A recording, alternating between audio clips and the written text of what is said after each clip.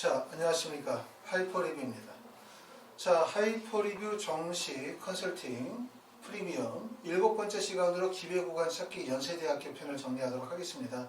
지난 시간에 이제 서울대학교나 또는 의학계열 여러가지 이제 기회구간 찾기에 대해서 설명을 드렸고, 기회구간을 찾아야 되는 가장 큰 이유는 상향지원 추합을 위해서는 구간 이해가 반드시 필요하다. 이 점에 대해서 말씀을 드렸습니다. 자, 현재 이제 조금 있으면 수능 성적 발표되고 수시 합격자 발표가 이루어지게 되어질 텐데, 입시가 매우 길거든요. 정시가 쉽게 끝나는 게 아니라 정시 원서 접수까지 이루어지게 되어지면 보통 2월 중순이나 2월 말까지 가게 되고, 그러면 학생이나 학부모님들이 체력적으로 정신적으로 매우 힘드세요. 그리고 매일 컴퓨터 보시고 매일 또 입시 분석하시고 그러다 보면 사실 2월 중순 이후로 넘어가게 되어지면 건강이 해로울 수 있으니까 컴퓨터 보시는 거 너무 많이 보시지 마시고, 너무 많이 고민하지 마시고, 좀 더 마음을 좀 편안하게 갖고 좋은 결과를 기대하시기를 바랍니다.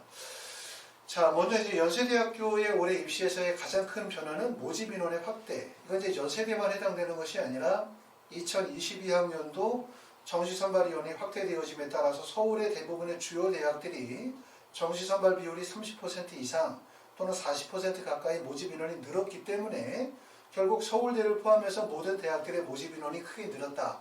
이렇게 보실 수가 있고, 연세대학교도 지금 일반 기월 같은 경우를 보면 전년도에 1217명을 선발했는데 올해는 1313명 정도에서 100명 정도 선발 인원이 늘었고요.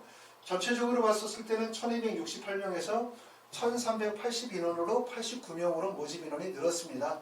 국제기열도 2022학년도에는 25명을 선발하는데 국제기열을 2021학년도에 선발하지 않은 건 아니죠.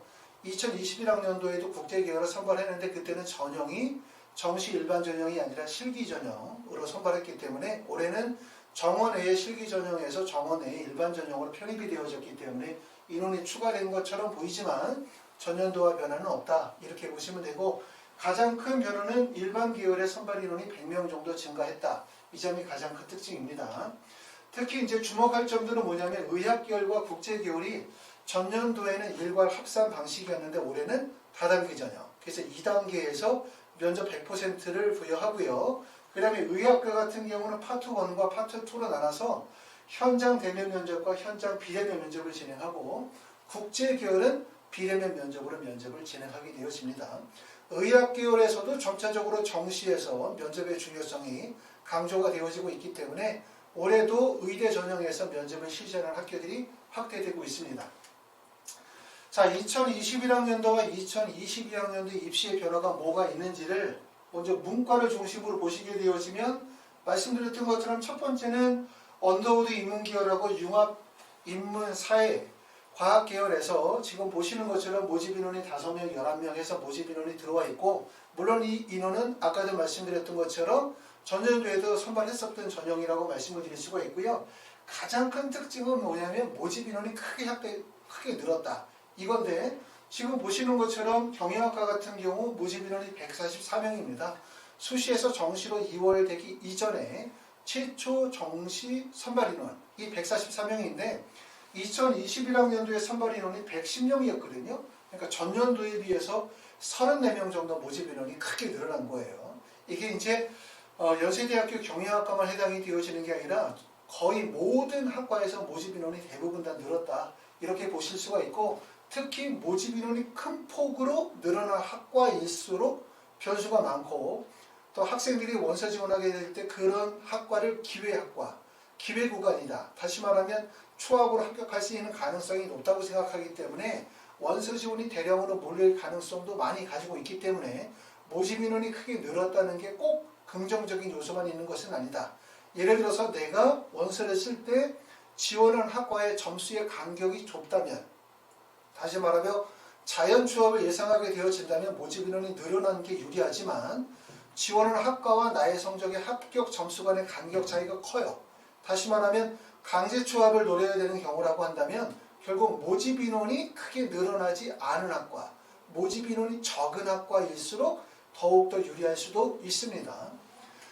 자, 자연계 같은 경우는 올해 선발 인원이 595명을 선발하게 되어지는데, 보시는 것처럼 융합과학공학부 이거는 이제 전년도에도 선발했는데 전형이 바뀌었기 때문에 변화가 없다라고 볼 수 있고 올해 특징적인 부분들은 특히 약학과죠. 약학과 12명을 선발한다는 점. 그 다음에 인공지능학과가 올해 처음 선발한 학과이기 때문에 2개 과가 새로 들어왔다. 이 점이 가장 큰 특징이고 또 하나는 의예과가 전년도에는 26명을 선발했는데 올해는 44명을 선발해요. 모집 인원이 대폭 늘었죠. 의예과뿐만 아니라 전기전자도 전년도에 62명, 올해는 77명, 기계공학과 전년도에 43명에서 올해 50명 정도이기 때문에 모집 인원이 많이 확대가 되어졌습니다. 여기까지 말씀드렸었던 내용의 핵심은 뭐냐면 연세대학교 인문계 자연계 공통적으로 특징적인 부분들은 정시의 선발 인원이 늘었다. 근데 그 늘어난 게 일부 학과만 늘은 게 아니라 전체 대부분의 학과들의 모집 인원이 늘었다. 그리고 그 중에서도 모집 인원이 평상시에 많았었던 학과의 인원폭이 좀 더 확대되어졌다. 이런 점들은 하나의 특징이라고 볼 수 있습니다. 자, 그럼 이제 내용별로 좀 더 구체적인 내용으로 들어가 보도록 합시다. 연세대학교 자연계의 약학과의 이동 가능성 이거 봅시다. 연세대학교 자연계열의 모집 단위는 사실상 의학 계열로 이동 가능성은 없어요. 의대로의 이동 가능성은 없죠. 지금 보시는 것처럼 점수가 연세대학교에서 이동할 수 있는 점수가 그렇게 크진 않기 때문에 근데 지금 여기 표에서 보여드리는 부분은 뭐냐면 결국 뭐냐면 약대거든요. 올해가 약대가 처음으로 선발하게 되어지는데 약대가 가군에서 314명을 뽑고 나군에서 333명 그 다음에 다군에서 60명을 뽑기 때문에 모집 인원이 가장 많은 구간은 나군 그 다음에 모집 구간이 가장 긴 구간은 가군의 기간이 가장 길어요. 연세대학교는 지금 보시는 것처럼 우리가 어디에 위치합니까? 가군에 위치하니까 연세대학교 가군의 연세대학교를 쓰시는 분들이 과연 나군의 약대나 다군의 약대로 이동할 가능성이 있겠느냐 이 부분이 가장 관심사인데 보시는 것처럼 연세대학교 가군의 점수 구간이 낮은 과 예를 들어서 사회환경시스템학과가 표준점수 400점이라고 한다면 상위 학과인 전기전자가 406점 구간이거든요. 그러면 나군의 약대 구간을 보시게 되어지면 398점의 우석대학교 약대로부터 시작해서 이화여대 약대가 408점 구간이니까 사실상 연세대학교 대부분의 구간이 약대로 이동 가능성이 매우 큰 구간이라는 거예요. 그렇기 때문에 연세대학교 자연계열은 변수가 상당히 크겠죠. 특히 지금 보시는 것처럼 생명공학과, 생명공학과나 생화학과나 화공생명이라든가 시스템 생물이라든가 화학과 이런 학과들은 사실은 이제 약학과와 연관성이 매우 크잖아요. 그렇죠? 그렇죠? 대부분 약학과가 기본적으로 화학이나 생명과학을 기본으로 삼기 때문에 결국은 지금 연세대학교에 있는 생명공학이나 생화학과나 화공생명 또는 시스템 생물 이런 학과의 원서를 쓰시는 분들은 첫 번째는 점수로 봤었을 때도 구간 이동이 가능하고 두 번째는 학과의 특성으로 봤었을 때도 약학과의 연관성이 크기 때문에 이동 가능성이 매우 크다. 이 점을 가장 주목할 점이 있어요. 그렇기 때문에 이제 연세대학교의 가장 큰 변수는 약학과의 이동 가능성이 매우 크다는 점. 이것은 전년도 2021학년도는 약대가 없었거든요. 그렇기 때문에 연세대학교 이 구간은 그 전년도에는 이동 가능성이 크지 않았어요. 이동을 해봤자 이동할 수 있는 구간이 한의대나 수의학과로 이동할 수 있는 구간인데 한의대, 수의대, 한의대, 수의대, 그 다음에 치대 이 모든 걸 합친 인원만큼이 약대 선발 인원이기 때문에 결국은 약대를 올해 2022학년도 약대를 선발한다는 것이 연세대학교의 전체적인 입시의 결과의 판을 바꿀 거예요. 그렇죠? 그렇기 때문에 이 점을 특히 주목할 점이 있습니다. 연세대학교 어떤 구간이 약대로의 이동 가능성이 크냐? 결국 추합이 발생이 될 가능성이 높다. 추합이 발생이 될 가능성이 높다는 얘기는 실제 내 성적대에서 연세대를 합격할 가능성이 높다. 이렇게 보실 수 있겠죠. 자, 연세대학교에서 서울대학교로 이동할 가능성에 대한 부분을 보게 되어지면 서울대는 지금 구간적으로 봤었을 때 최상위 구간을 빼고 나머지 구간으로 보면 서울대학교 수학교육학과가 표준점수 408점이라고 한다면 가장 낮은 구간이 401점 구간이거든요. 대부분 연세대학교에서 서울대로 이동할 수 있는 구간으로 봤었을 때는 404점에서 406점대 구간이에요. 물론 자연계는 연세대, 서울대 붙으면 무조건 서울대로 가는 건 아닙니다. 자연계열은 물론 연세대학교 붙고 서울대학교를 붙으면 서울대를 보고 가시는 분들도 계시고 둘 다 붙었음에도 불구하고 서울대 하위학과보다는 연세대학교 상위학과를 선택하는 경우가 가능하겠죠. 인문계열은 대부분 다 학과와 관계없이 대학을 따라 움직이는 경향이 크지만 자연계열은 대학과 학과를 같이 고려하는 경향들이 크기 때문에 대부분 연세대학교에서 서울대로 이동할 수 있는 구간은 404점대에서 406점대의 구간에 해당이 되고 이런 분들이 원서를 쓰시게 되어지면 대부분 서울대학교 하위학과에 몰리는 경향들이 컸어요. 다시 말하면 뭐냐면 종전에는 연세대학교에서 이동 가능성이 가장 큰 구간이 어디냐. 자연계열의 연세대학교 충원율을 보시면 전기전자가 전년도에 77명을 선발하게 될 때 충원 인원이 98명, 그 다음에 화공생명이 35명에 45, 컴퓨터공학과가 25에 44, 기계가 55에 44, 그 다음에 신소재가 42명 선발에 19명 정도의 충원율이 발생이 되어졌죠. 하위 구간으로 가시면 보시는 것처럼 충원율이 발생이 되어지지 않아요. 다시 말하면 연세대학교에서 이동 가능한 구간은 전기전자부터 시작해서 생명공학과 또는 화학과 정도까지가 이동 가능성이 크고 하위 구간으로 가게 되면 이동 가능성이 별로 없다. 이게 대부분 여기서 이동하는 구간이 다 어디다.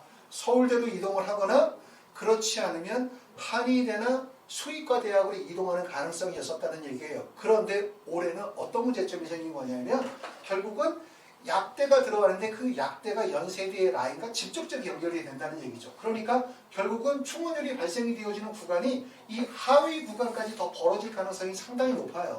그렇죠? 그렇기 때문에 만약 내가 연세대학교를 상향 지원한다.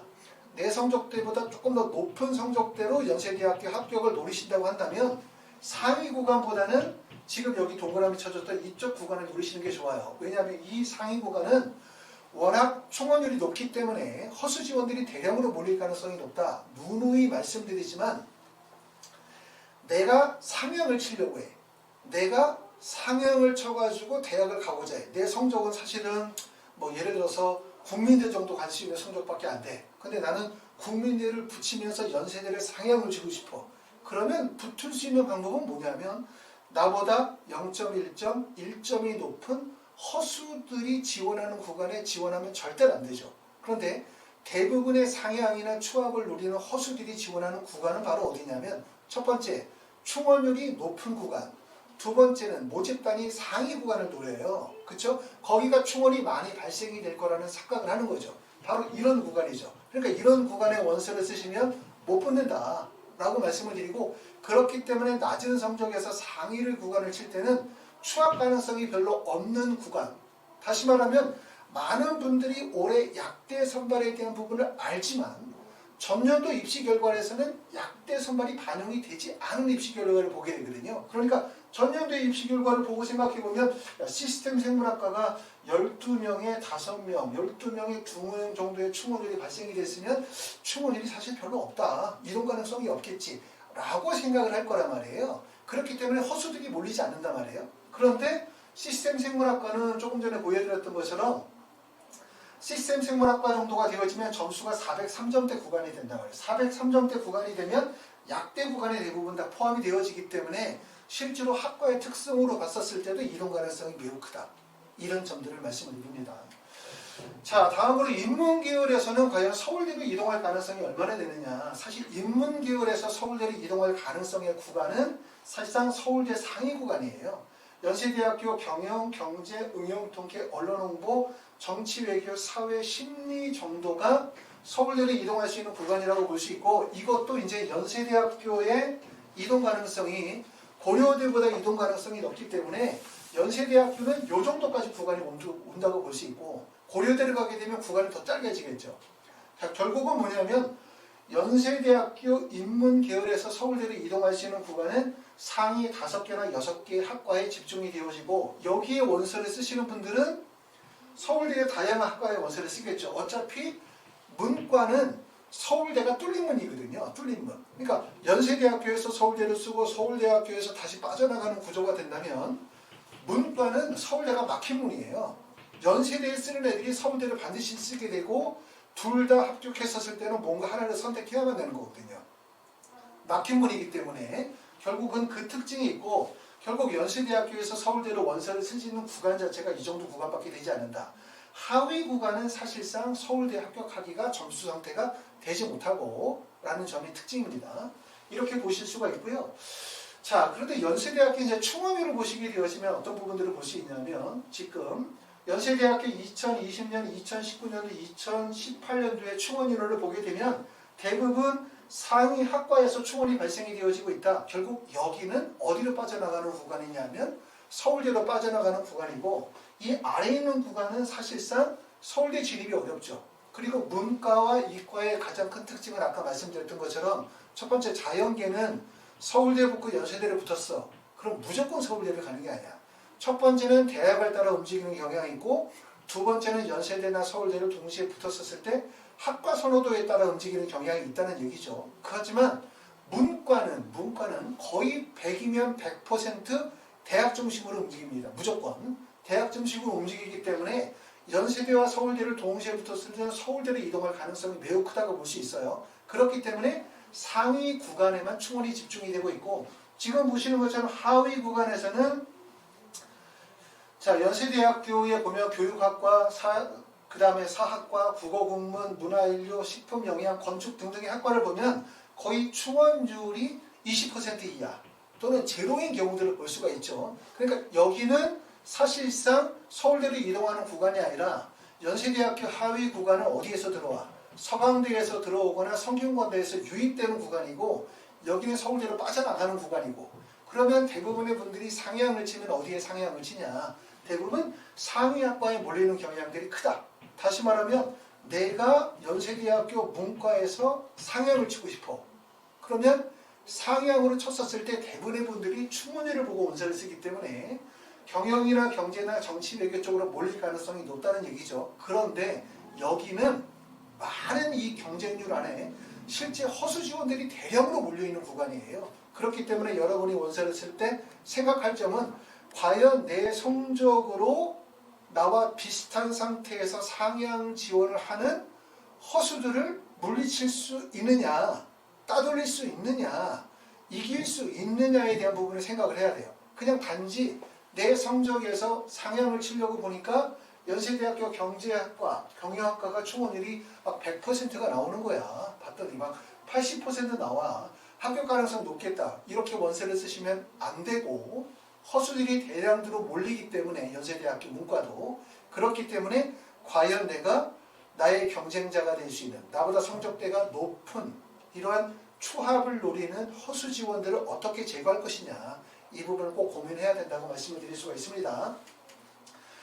자, 연세대학교 인문계에서 그 다음에 이제 하나의 변수가 있죠. 연세대학교 인문계열에서 의학계열의 이동 가능성이 뭐냐 이 점이죠. 그러니까 문과는 사실은 자연계는 서울대도 그렇지만 연세대도 그렇지만 올해 특히 연세대학교는 약대와 라인이 거의 겹치기 때문에 연세대학교 자연계는 올해 입시의 변수가 되게 많아요. 결국 기회 발생이 될 가능성이 높고 원서 지원을 통해서 내 성적대보다 조금 더 높은 대학을 갈 수 있는 기회들이 많다. 또 반대로 얘기하면 잘못 원서 지원하면 입시 결과와 관계없이 불합격할 수 있는 요인들이 많다. 결국 일종의 파도가 친다.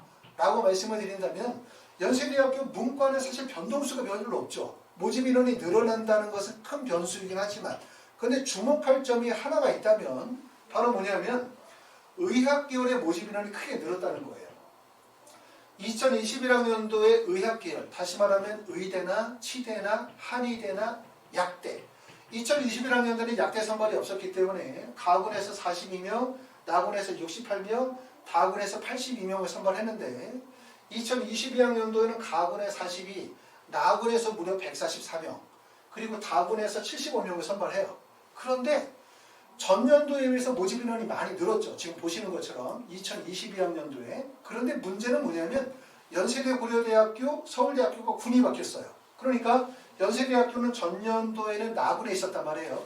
나군에서 가군으로 원서를 써야 되기 때문에 나군의 연세대를 쓴 학생들이 가군과 다군에서 의학계열의 원서를 쓸 때 보시는 것처럼 지원폭 자체가 매우 적어요. 연세대학교의 원서를 쓰시는 분들이 이화여대 의예과의 원서를 쓰기에는 성적이 부족해요. 그러면 쓸 수 있는 대학교가 대전대학교 한의예과나 동신대학교 한의예과, 그렇지 않으면 또 쓸 수 있는 게 카톨릭 관동대학교 의대 쓰기 어렵고 상지대 의대나 동국대 의대 정도이기 때문에 한의대 정도이기 때문에 폭도 좁고 학과도 대부분 다 한의대 정도밖에 안 된단 말이에요. 그런데 올해 변수가 생긴 게 뭐냐? 자, 지금 보시는 것처럼 연세대학교가 올해는 나군에서 가군으로 이동을 했죠. 가군으로 이동을 했고 그리고 의학교율이 나군에 크게 늘었어요. 그리고 약대가 들어왔죠. 그러니까 만약에 연세대학교 가군에서 상위권 학생들이 나군의 의학계열의 원서를 쓰게 되어진다면 뭐가 들어가냐면 경희대, 한의대, 이화여대 의학과, 원광대, 치대, 카톨릭 관동대 의학과, 그 다음에 원광대, 한의대 정도까지가 들어가고 이화여대 약대까지 들어가거든요. 그러니까 나군의 선택폭이 매우 큰 거예요. 그러니까 나군의 첫 번째는 뭐냐면 인문계열의 상위권 학생들이 나군의 의학계열을 노릴 거란 말이에요. 그렇죠? 인문계 상위권이라고 한다면 수능시험 중에서 사실 몇 개 안 틀린 학생들, 서울대를 합격하는 거에 대해서 별로 걱정이 없으시는 분들, 서울대는 충분히 합격할 수 있어 라고 생각하는 분들은 뭘 생각하냐면 의학계열을 노릴 거예요. 그럼 의학계열을 노리는 분들의 선택은 첫 번째는 뭐냐면 서울대를 쓰면 의학계를 갈 수가 없어요. 왜? 서울대를 나군에 쓰게 되어지면 선택의 폭이 좁기 때문에. 그럼 대부분의 분들은 서울대보다 어디 선택하냐? 첫 번째, 가군의 인제대학교 약대나 가천대 한의대나 동신대 한의대나 나군의 대전대 한의대 정도를 가군에 쓰고 난 다음에 나군의 원서를 쓰는 방법. 그렇지 않으면 또 하나의 방법은 가군에서 조금 전에 말씀드렸던 것처럼 연세대학교 경영이나 경제와 같은 상위학과의 원서를 안정지원하면서, 안정지원이 반드시 필요하죠. 누누이 말씀을 드리지만 정시 원서 지원에서 꼭 명심할 게 있어요. 목표는 꼭 하나다.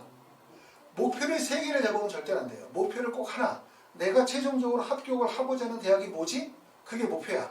그럼 예를 들어서 나는 의대를 반드시 가고 싶어. 그럼 목표 대학이 되는 거예요. 연세대학교 쓰면서 의대를 가겠다, 경희대 한의대를 가겠다, 이화여대 의대를 가겠다 하면 이게 목표가 될 거고, 목표가 정해지면 그럼 뭐가 필요해?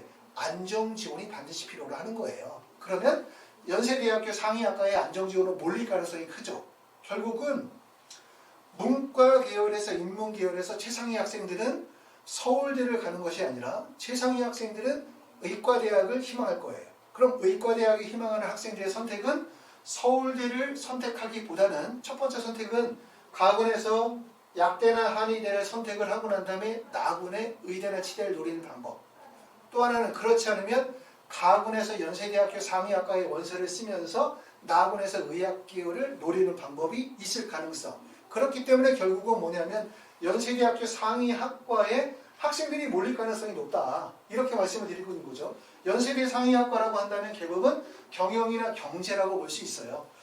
문과에서 말씀드렸었던 것처럼 의대나 치대나 한의대를 원서를 쓰시는 분들은 연세대학교가 아니라 서울대를 실제 합격할 수 있는 정도의 성적이기 때문에 대부분의 학생들이 안정적으로 연세대학교 경영이나 경제 쪽으로 몰릴 가능성이 높죠. 그렇기 때문에 전년도에 비해서 경영이나 경제도에 충원들이 많이 이동할 가능성이 매우 높다. 이 점이 하나의 특징이라고 말씀을 드릴 수가 있을 것 같습니다. 자, 7번째는 이제 가장 큰 어려움은 원서 지원의 가장 큰 점은 어려운 점은 뭐냐면 모집 단위 내에 지원 구간을 결정하는 것이 가장 어려워요. 모집 단위 내에 지원 구간을 결정하는 게 어렵습니다. 생각을 해봅시다. 자, 내가 만약에 연세대학교를 원서를 쓰려고 하는데 내 성적을 가지고서 입시 분석을 하고 컨설팅을 받아보니 내 성적은 연세대학교 표준 점수로 환산 점수로 하니까 692.98점에 해당되는 건축공학과의 원서 지원이 가능하다. 자, 입력을 해봤더니 건축공학과의 합격 가능성 90%, 건축공학과의 합격 가능성 100%라고 떴어요. 그쵸? 그러면 진짜 건축공학과의 원서를 쓰면 붙나? 이 점이 고민인 거죠. 그쵸? 내가 입시 분석하고 컨설팅 받고 자료 분석하고 다 해봤더니 내 성적대에서 전년도의 입시 결과를 봤더니 연세대학교 건축공학과의 원서를 쓰면 합격 가능하다는 통보를 받았어. 그런데 두 번째 드는 생각은 그럼 정말 그렇게 쓰면 맞나라는 의문을 갖게 될 수밖에 없어요. 왜냐하면 여러분의 성적으로 연세대학교 건축공학과를 쓰면 붙는다 라고 이야기하는 것은 2020, 2021학년도 입시 결과에 대한 분석, 그 다음에 2022학년도 입시 변화에 대한 분석을 통하여 2022학년도의 예상 점수를 추정하는 거죠. 추정. 그런데 전년도의 입시 결과를 가지고 올해 입시의 결과를 예측한다는 것이 사실상 불가능하다는 거죠. 왜냐하면 입시의 요소가 다 바뀌었기 때문에. 작년에 수능시험을 봤었던 학생과 올해 수능시험을 봤었던 학생이 다르고, 그렇죠? 작년에 수능과 올해 수능이 달라요.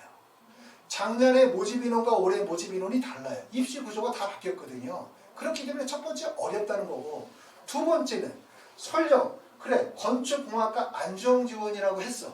그런데 다른 학생들이 그 위에 있는 간호학과나 물리학과의 원서를 써야 되는 학생들이 나는 연세대학교를 안정지원하면서 서울대를 갈 거야. 연세대학교 안정지원하면서 의대나 약대로 빠져나갈 거야. 라고 하면 상위 구간의 학생들이 어떻게 될 수 있어? 하위 구간으로 안정지원을 할 가능성이 높아요. 그러면 경쟁률이 높아지면서 점수가 높아지는 거죠. 결국은 입시기관에서는 충분히 합격할 수 있다고 얘기를 했는데 떨어지는 이유. 그게 바로 입시의 흐름과 경향에 따라서 바뀌었기 때문에 그렇다라는 얘기입니다.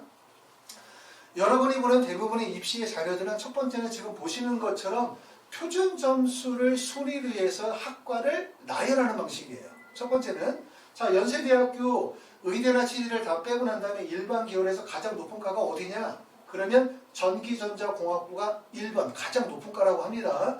표준 점수 406점 정도로 보고 컴퓨터과학과도 보통 406점 정도로 두 개가 가장 높은 학과고 가장 낮은 학과가 어디냐? 그럼 지구시스템과학과라고 이렇게 얘기를 해요.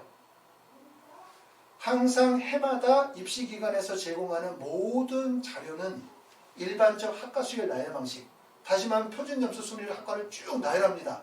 왜? 이게 그래도 제일 정확한 거니까. 근데 이렇게 정하는 이유 중에 하나는 자 우리가 건축공학과를 15번이라고 해서 원서를 썼어요. 그러면 과연 이게 2020년도에 입시 결과를 대입하면 봤죠? 건축공학과가 조금 전에 어디에 썼습니까? 하위학과에 썼죠. 그죠? 하위학과. 하위학과였는데 2020학년도에 입시 결과를 대입하니까 건축공학과가 중위권 학과로 쭉 올라가죠. 그리고 기계공학과는 원래는 가장 높은 학과 한 3위 정도 되어지는 학과였었는데 지금 보시는 것처럼 약 7위 정도로 학과가 바뀌었어요. 무슨 말이냐면 해마다 학과의 구간은 바뀐다는 거예요. 원서 지원을 하는 사람들의 원서 지원의 경향과 흐름에 따라서 결국은 구간 점수가 바뀐다는 거죠. 그러니까 가장 큰 어려운 점은 뭐냐면 전년도의 입시 결과 데이터 분석을 통하여 내 성적대에서 과연 이 모집 단위 내에 어떤 학과의 원서를 써야 되냐, 어떻게 말을 믿고 써야 되냐, 이게 가장 어렵다는 거죠. 자, 붙는다고 해서 건축공학과의 원서를 딱 썼더니 어떻게 돼? 점수가 쭉 올라가 버리는 거죠. 떨어진 거예요. 불합격. 자, 그런데 이게 항상 동일하게 있는 게 아니냐. 그 전년도 2019년도 입시 결과로 가게 되어지면 구간 변동이 또 커요. 지금 보시는 것처럼 화공생명은 원래 7위 정도였었는데 2위까지 올라갔고, 그 다음에 일반적으로 환경시스템이라고 하는 학과는 대부분 하위학과 낮은 과죠. 그런데 중위권까지 올라가거든요. 그래서 결국은 뭐냐면 입시는 통계나 데이터만을 가지고 원서를 쓰는 것이 아니라 이런 구간에 대한 이해, 그렇죠? 그리고 사람들의 전반적인 원서 지원의 동향과 심리에 대한 부분들을 이해하는 게 매우 중요하다라는 점에 대해서 설명을 드렸습니다. 자, 지금까지 이제 연세대학교에 대해서 설명을 드렸고, 지금 촬영한 그 하이퍼리뷰 프리미엄 우리가 그 영상은 하루나 이틀 정도는 모든 분들에게 공개를 하고 난 이후에 그 이후에는 회원 전용으로 넘어가게 되어집니다. 나중에 여러분들이 이제 실제 대학의 원서를 결정하려고 할 때 제가 말씀드렸었던 이런 내용들을 영상을 하나하나 보시게 되어지면 제가 직접적으로 말하지 않아도 말하는 것 안에 힌트나 정답이 있거든요. 가만히 들어보시면. 그렇기 때문에 그걸 참고해서 원서를 쓰시는 데 도움이 되시기를 바랍니다. 다음 시간에는 고려대학교에 대해서 정리하겠습니다. 감사합니다.